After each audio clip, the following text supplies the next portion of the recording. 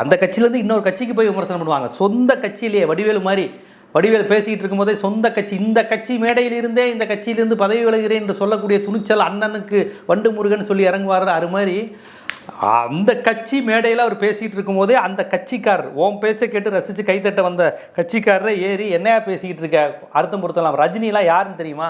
ரஜினியை மிரட்டுற வேலை, ரஜினிலாம் பயப்படுறவர் கிடையாது. இவர் பயந்தாங்குழின்னு சொல்கிறாரு. அங்கேருந்து ஒருத்தர் வந்து பயப்படுறது ரஜினி கிடையாது, ரஜினியை யாரும் மிரட்டலை, சும்மா எதையாவது பேசக்கூடாது அப்படின்னு பேசி அசிங்கப்பட்டு அவமானப்பட்டு அப்படியே ஆதவ் அப்படியே மேடையில் உட்காந்துருக்காரு. இதை விட அசிங்கம் என்னங்க வேணும்? உன் கட்சி மேடையில் நீ பேசுனது தப்பு, ஒழுங்காக மன்னிப்பு கேளு, யாரை பற்றி பேசுகிற அப்படின்னு நீ பேசுனதை விட ஒரு அசிங்கம் இருக்கா? அது பேசினவர் என்ன தாவே விஜயா? கிடையாது. அப்போ இதை விட அசிங்கம் ஆதவ அர்ஜுனா எவ்வளோ ஒரு பொறுப்பற்ற, ஒரு தூண்டி விடக்கூடிய, வெறும் ரசிக மனநிலையை வைத்து தமிழ்நாட்டில் குழப்பம் விளைவிக்கக்கூடிய ஒரு மனிதர் என்பதற்கு இந்த ஒரு வீடியோ சாட்சி.